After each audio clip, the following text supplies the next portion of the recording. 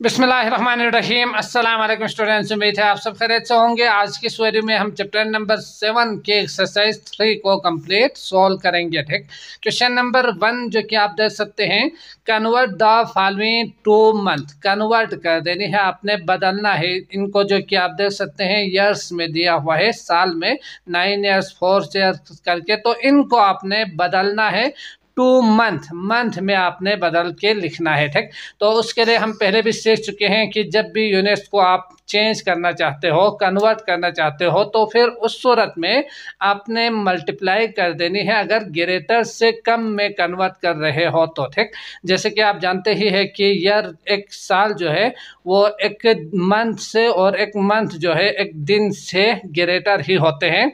जैसे कि 1 जो ईयर है उसमें 12 मंथ होंगे और 1 मंथ में 30 डेज होते हैं। तो इसका मतलब अगर किसी भी ग्रेटर वाले से कम में कन्वर्ट कर रहे हो, जैसे कि ईयर को मंथ में या मंथ को ईयर में, तो फिर आपने मल्टीप्लाई कर देनी है। ठीक, मल्टीप्लाई किससे करेंगे, तो उस चीज़ के लिए आपने यहाँ ये देखना है कि इसके एक में 1 ईयर में कितना मंथ आते हैं, आपने ये याद करनी है। एक साल में 12 मंथ होते हैं, तो 12 मंथ आपने याद करके ना फिर उसी से आपने मल्टीप्लाई कर देनी है। ठीक, और इसी तरह मंथ और डेज की बात करूं तो 30 डेज होते हैं, तो मल्टीप्लाई करेंगे 30 से, तो आपको आंसर मिल जाएंगे। जबकि बाकी जो कुछ क्वेश्चन है, यहाँ से आगे जो सवाल है उसमें आप देख सकते हैं ईयर भी दिया हुआ है और मंथ भी दिया हुआ है, तो मंथ को मंथ में ही रखेंगे।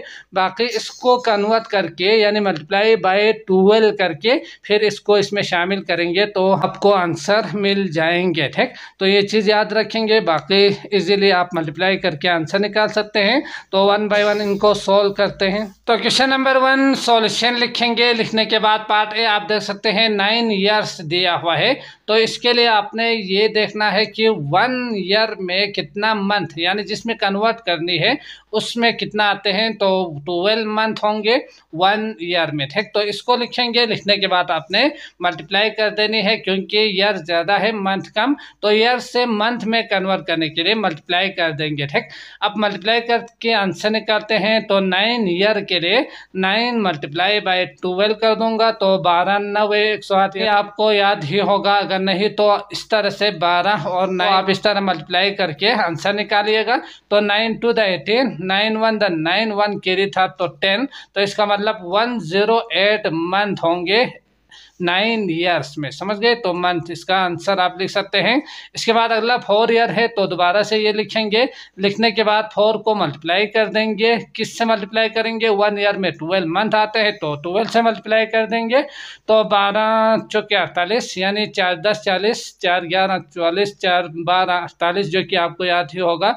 नहीं तो आप इस तरह से मल्टीप्लाई करके लिख सकते हैं। ठीक, तो 48 मंथ इसका आंसर हो गए। और इसी तरह 12 ईयर के लिए भी 12 मल्टीप्लाई बाय 12 कर देंगे, तो 12 12 144, 144 मंथ इसका आंसर होंगे। समझ गए, पूरा लफ्ज़ लिखिएगा। और इसी तरह 21 को आप मल्टीप्लाई करेंगे 12 से, तो 21 और 12 जो कि टेबल में याद नहीं होगा, तो इसलिए आपने इस तरह से मल्टीप्लाई कर देनी है।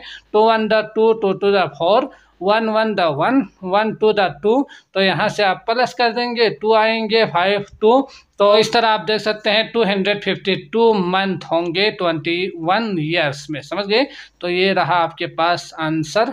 अगला है पार्ट ई। तो इस पार्ट में आप देख सकते हैं 8 ईयर्स 3 मंथ दिया हुआ है, तो इसके लिए आप करेंगे क्या, 8 ईयर को मंथ में बदलना है, जबकि 3 पहले से ही मंथ में दिया हुआ है। तो इससे पहले आपने 1 ईयर इक्वल टू 12 मंथ लिखना है। ठीक, मंथ्स लिखने के बाद बाकी जो मल्टीप्लाई करना है वो हम सीख चुके हैं। तो 8 ईयर 3 मंथ के लिए, 8 ईयर 3 मंथ के लिए 8 को आप मल्टीप्लाई करेंगे 12 से, जो कि ईयर में दिया हुआ था।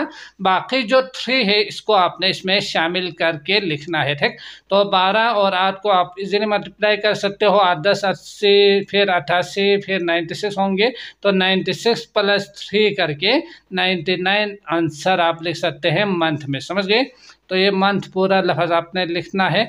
इसके बाद नेक्स्ट जो है 5 को मल्टीप्लाई करेंगे 12 से, बाकी 4 मंथ को इसमें शामिल कर दो तो 12 पंच 60 होंगे। टेबल में याद ही होगा, लिखिएगा नहीं तो इसी तरह से मल्टीप्लाई करके ना फिर यहाँ लिखिएगा, ठीक। तो यहाँ से आएंगे 64 मंथ इसका आंसर होंगे। अगला करते हैं जो पार्ट है पार्ट जी, जो कि 20 ईयर और 6 मंथ दिया हुआ है। तो 20 को आप मल्टीप्लाई करेंगे 12 से, बाकी जो है उसको इसमें शामिल करना है यानी प्लस कर देनी है, ठीक। तो 12 और इसके लिए भी आपको याद ही होगा कि करना क्या है, मल्टीप्लाई करने के लिए एक ज़ीरो जो कि आपने लिखना है, जितना ज़ीरोस है इधर भी और उधर भी, फिर इसके बाद जो नॉन ज़ीरो है उसको मल्टीप्लाई करके डायरेक्ट लिख सकते हैं, समझ गए। तो 12 और 2 मतलब 24 जो कि आपको याद ही होगा, तो यहाँ से 24 करके लिख सकते हैं, समझ गए। फिर 6 को शामिल कर दो तो 2 4 6 मंथ होंगे 20 ईयर्स और 6 मंथ में, समझ गए। तो मंथ लिखने के बाद आंसर आप लिख सकते हैं। नेक्स्ट जो है 17 ईयर 10 मंथ दिया हुआ है, तो इसके लिए भी 17 को मल्टीप्लाई बाय 12 और फिर इसके बाद 10 को शामिल करेंगे।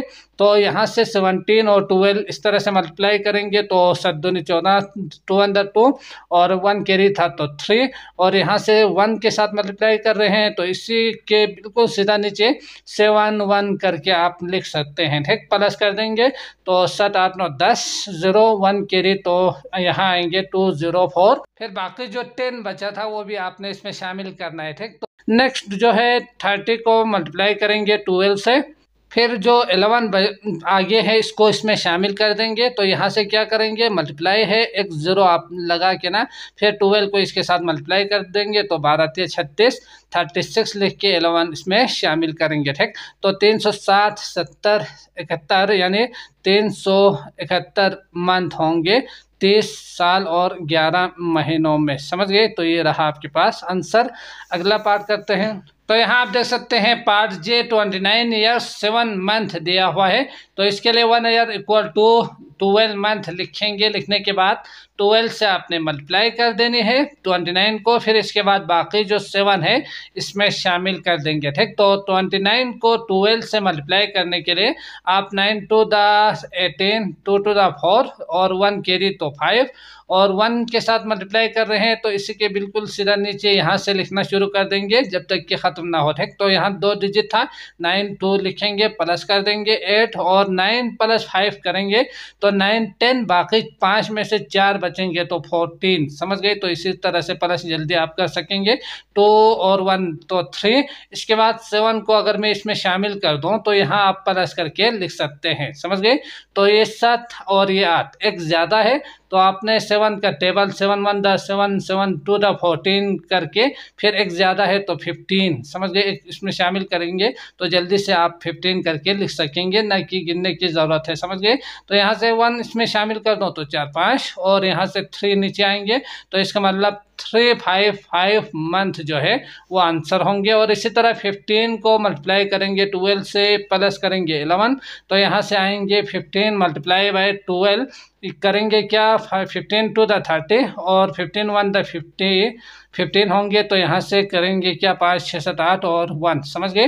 तो इसके बाद बाकी जो 11 है उसमें शामिल कर दो तो 191 इसका आंसर होंगे मंथ में, समझ गए। और इसी तरह 43 मल्टीप्लाई बाय 12 और 7 को इसमें शामिल करेंगे तो होंगे कितना 43 को मल्टीप्लाई बाय 12 करने के लिए 2 3 द 6 4 2 द 8 तो 8 ही लिखेंगे। 43 है 1 द 43 प्लस कर दो तो 6 और 8 9 10 11 1 और 1 कैरी तो 5। तो इसका मतलब बाकी जो 7 है उसमें शामिल कर दूंगा तो 6 दूने 12 13 और 1 कैरी तो 2 और 5 आ गए इसके बाद आंसर, समझ गए। 5 to 3 मंथ होंगे 43 ईयर 7 मंथ में, ठीक हो गया। अगला करते हैं क्वेश्चन नंबर 2। तो सवाल आप देख सकते हैं question number 2, convert the following into days. Convert करना है, दोबारा से बदलना है, जो कि नीचे वीक्स और मंथ में दिया दिया हुआ है इनको डेज में बदलना है। ठीक, तो वीक्स ज़्यादा है डेज कम, तो मल्टीप्लाई कर देंगे। किससे मल्टीप्लाई करेंगे? वीक्स को डेज में बदलने के लिए एक वीक में 7 डेज होते हैं जो कि आपको याद ही होगा, सैटरडे संडे मंडे करके। तो ये चीज़ आपने याद रखनी है, 1 वीक इक्वल टू 7 डेज, समझ गए। इसके बाद मल्टीप्लाई कर देंगे 7 से मल्टीप्लाई करने के बाद बाकी आप देख सकते हैं आंसर तो वही आएंगे, लेकिन मंथ के लिए आपने मल्टीप्लाई कर देनी है 30 से, समझ गए, क्योंकि एक मंथ में 30 दिन होते हैं। तो आप 29, 31, 28 को छोड़ के ना सिर्फ मल्टीप्लाई कर सकते हैं 30 के साथ डायरेक्ट, समझ गए। आप 31, 29, 28 से मल्टीप्लाई नहीं करेंगे, समझ गए। यहाँ 30 से ही मल्टीप्लाई करेंगे और बाकी जो डेज है उसको इसमें शामिल करेंगे, तो वही आपका आंसर होंगे। तो इसको सॉल्व करते हैं। तो क्वेश्चन नंबर 2 सॉल्यूशन लिखेंगे। पार्ट 11 वीक्स दिया हुआ है, बाकी आप देख सकते हैं, तो मल्टीप्लाई बाय 7 कर देनी है। सबसे पहले आपने 1 वीक इक्वल टू 7 डेज, ये आपने पूरा लफ्ज़ लिखना है। ठीक, वीक्स डेज करके, ना कि डब्ल्यू और डी ही लिख के छोड़ेंगे, बल्कि एग्जाम में आपने 11 वीक्स करके, मंथ करके, ईयर्स करके, डेज करके पूरा लफ्ज़ लिखना है। अभी भी केले में शार्ट करके डब्ल्यू और डी ही लिख रहा हूँ, समझ गए। अब आप देख सकते हैं 1 वीक में 7 डेज होते हैं, तो करेंगे क्या? वीक्स को डेज में बदलने के लिए मल्टीप्लाई कर देंगे। किससे मल्टीप्लाई करेंगे? 7 से। तो 11 मल्टीप्लाई बाय 7 यानी 7 1 द 7, 7 1 द 7, तो 77 इसका आंसर होंगे डेज, समझ गए। और इसी तरह पार्ट भी 8 वीक्स दिया हुआ है, तो 1 वीक इक्वल टू 7 डेज लिखने के बाद यहाँ से 8 वीक्स के लिए आप 8 को मल्टीप्लाई करेंगे 7 से, तो 8 7 56 जो कि आपको याद ही होगा, डायरेक्ट आप लिख सकते हैं डेज करके। और इसी तरह 5 वीक्स दिया हुआ है, तो इसके लिए भी मल्टीप्लाई करेंगे 5 को 7 से, तो 7 से मल्टीप्लाई करेंगे 57 से 35, आपको याद ही होगा, डायरेक्ट आप डेज करके लिख सकते हैं। ठीक, और इसी तरह 25 वीक दिया हुआ है, तो इसको भी मल्टीप्लाई करेंगे 7 से, क्योंकि 1 वीक में 7 डेज होते हैं। तो 57 से, बल्कि इसको इस तरह से कीजिएगा, ठीक करके दिखाइएगा, 57 से 35, 7 14 15 16 17 3 के लिए था, इसलिए तो 17 175 डेज होंगे 25 वीक्स में। ठीक हो गया, अगला करते हैं। तो यहाँ आप देख सकते हैं 9 वीक्स 6 डेज दिया हुआ है, तो इसके लिए सबसे पहले इसको एक दफ़ा लाजमन लिख के फिर सोल्व कर देनी है। ठीक, तो 9 वीक्स को आपने पहले बदलना है, बाकी 6 डेज जो है उसको आपने बाद में इसमें शामिल करके सोल्व करना है। तो 9 को आप मल्टीप्लाई करेंगे 7 से, बाकी जो बचा है 6, तो इसको इसमें शामिल कर दो, तो 97 63 होते हैं, 63 जो कि याद होंगे तो लिखेंगे डायरेक्ट, तो यहाँ से शामिल कर दो, तो 63 4 5 6 7 8 9 करके गिनेंगे तो 69 होंगे, जो कि डेज आप यहाँ लिख सकते हैं, समझ गए। और इसी तरह यहाँ भी मल्टीप्लाई कर देंगे 7 से, बाकी जो 1 है इसको शामिल कर दो, तो 7 7 49 प्लस 1 50 डेज होंगे 7 वीक्स और 1 डे में। और इसी तरह 2 को मल्टीप्लाई करेंगे 7 से, बाकी 5 को शामिल कर देंगे, तो 14 प्लस 5 कितना होंगे? 19 होंगे। तो इसके बाद अगला है क्वेश्चन नंबर 8। तो यहाँ आप देख सकते हैं 4 वीक्स 3 डेज, इसके लिए 4 मल्टीप्लाई बाय 7 करने के बाद 3 को इसमें शामिल करेंगे, तो 7 चुके 28 और प्लस 3 29 31 आपका आंसर होंगे डेज में। और इसी तरह 32 वीक्स दिया हुआ है 4 डेज, तो 32 को मल्टीप्लाई करेंगे 7 से, और इसके बाद प्लस कर देंगे 4 डेज जो कि दिया हुआ है। तो इसको मल्टीप्लाई करने के लिए आप नीचे मल्टीप्लाई करके फिर इसको शामिल कर सकते हैं, 7 दूनी 14 और 7 21 तो 22, और प्लस 4 कर दो, तो इसका आंसर आएंगे 228 डेज, समझ गए।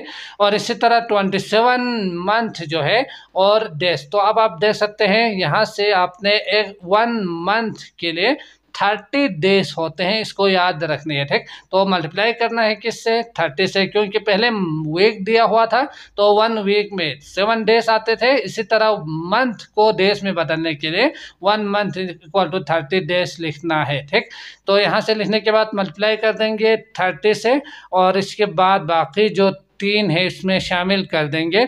तो इसके लिए आप देख सकते हैं 27 को 30 से मल्टीप्लाई करेंगे तो 0 0 7 21 3 दूनी 6 7 8, इसके बाद प्लस कर दो तो 0 1 8, बाकी जो 3 है इसको शामिल कर दो तो 810 प्लस 3 813। समझ गए? तो ये रहा आपके पास 813 आंसर डेज में। अगला पार्ट करते हैं। पार्ट के जो कि 41 मंथ दिया हुआ है तो 41 को आपने 12 के साथ मल्टीप्लाई कर देनी है, फिर इसके बाद 12 को इसमें शामिल कर देंगे।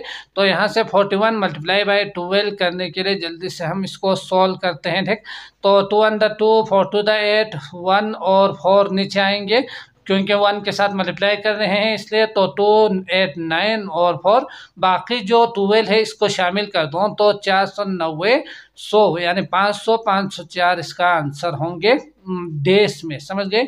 तो डेज आप लिखेंगे। इसके बाद नेक्स्ट 54 को आप मल्टीप्लाई करेंगे 30 से, बाकी 13 जो है इसको शामिल करेंगे प्लस 13। तो यहाँ से 54 30 आएंगे, मल्टीप्लाई कर देंगे 0 0 4 12 5 15 16 और प्लस कर दो तो 0 2 6 1 आएंगे। 13 को इसमें शामिल करेंगे तो 1620 23 और 33 16 3 डेज इसका आंसर होंगे। समझ गए? तो मैं उम्मीद करता हूं आपको अच्छी तरह से समझ में आ चुका होगा। अगर आए हैं तो लाइक ज़रूर कीजिए। इसके अलावा बाकी वीडियोस का लिंक आपको डिस्क्रिप्शन में मिल जाएंगे, आप क्लिक करके वो भी देख सकते हैं। मुझे दीजिए इजाज़त। अल्लाह निगहबान।